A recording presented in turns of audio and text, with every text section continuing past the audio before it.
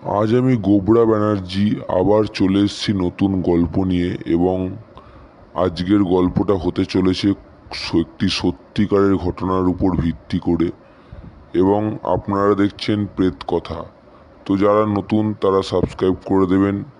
চলুন গল্পটার দিকে যাওয়া যাক। তো আজকের গল্প কবরস্থানে আতঙ্ক। শুরু হচ্ছে ধুম তানা দান্না ধুম তানা দান্না। আজ থেকে প্রায় 2 মাস আগে আমি আমার 2 বন্ধুকে নিয়ে হরিপালে যাত্রা করি। হরিপাল, একটু বলে রাখি, হরিপাল আমার মামা বাড়ি।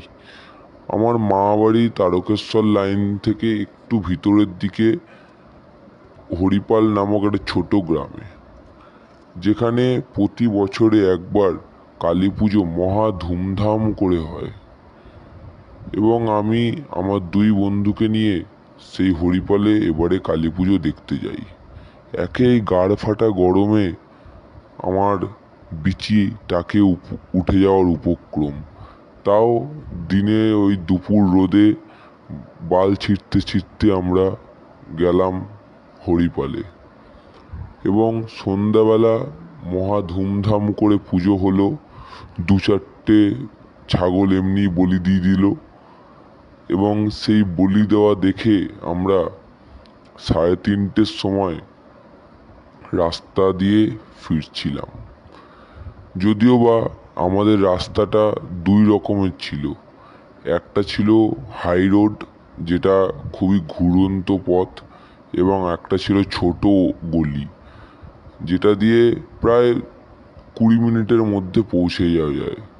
ছোট রাস্তা হলেও সেখানে ছিল খুবই ভয়। যদিও বা বাড়ি থেকে দাদু দিদা সবাই বারণ করে দিয়েছিল যে বেশি গাঁড় পেঁয়াজিগিরি না করে ওই বড় রাস্তা ধরেই যত টাইম লাগুক না কেন আসতে। কিন্তু আমরা 3 বন্ধু, একই বয়সটা গাঁড় মারানোর মতনই। ওই জন্য আমরা ঠিক করলাম যে আমরা ওই ছোট রাস্তা দিয়ে আসবো। তাই আমরা মোটর সাইকেল চালাচ্ছিল একজন আমার একটা বন্ধু, আমি মাঝখানে বসেছিলাম এবং পিছনে চোদার জন্য আরেকটা বন্ধু বসেছিল। রাস্তা দিয়ে আস্তে আস্তে পড়ল সেই ভয়ানক রাস্তাটি, যেখানেই দাদু আসতে বারণ করেছিল। রাস্তাতে ঢোকার পরেই রাস্তাটা ছিল একটি ছোট মাটির রাস্তা। দুদিকে ছিল কবরস্থান। অর্থাৎ রাস্তাতে ঢোকার পরেই আমাদের কিরম একটা গাঁড় জ্বালা জ্বালা করছিল। আমাদের কিরম একটা ভয় ভয় লাগছিল। তাও আমরা গাড়ি নিয়ে, মোটর সাইকেল নিয়ে বাড়া নাচিয়ে যেতে লাগলাম। কিন্তু কিছু দূর যেতেই আমরা দেখলাম তাতে আমাদের বিচি টাকে উঠে গেল। আমরা দেখলাম কবরস্থানের ভিতর দিকে একজন দাঁড়িয়ে রয়েছে, ওই দিকে মুখ করে। সে এবার কি করছে সেটা বলা আমাদের সাধ্য নয়। কিন্তু তাও আমরা গাড়ি স্পিডেই চালাচ্ছিলাম। কিন্তু হঠাৎ করে আমি যে বসেছিলাম মাঝখানে, মনে হলো আমার কাঁধের মধ্যে কেউ নখের দাগ বসিয়ে দিল। এবং আমি পিছনের বন্ধুকে বললাম যে কি করছিস? আমরা ভয়েতে এখানে গাঁড় ফাটার অবস্থা, তার উপর তুই হাত মারাচ্ছিস, বোকাচোদা খানকির ছেলে লেওড়া।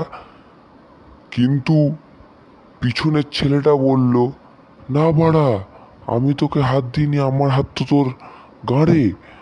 আমি গাঁড়ে দেখলাম, হ্যাঁ ওর হাত তো আমার গাঁড়ে। তাহলে ওটা কে ছিল? এই রহস্য নিয়ে লাস্টে বাড়ি ফিরে এলাম। বাড়িতে দাদু শুনেই, দাদু তো বাড়া বোকাচোদা লেওড়া লাঠি নিয়ে রেডি। তোদের বারণ করেছিলাম লেওড়া ওই রাস্তা দিয়ে আসতে। আমরা বললাম, না দাদু, ভুল করে এসে গেছি, কিন্তু এবার কি করা যায়? তারপর দাদু একটা ওঝার কাছে নিয়ে গেল। ওঝা ঝাঁটা পেটা করে বাড়া আমার ভূত তাড়িয়ে দিল। আমার খুবই কষ্ট হয়েছিল ওই দিন।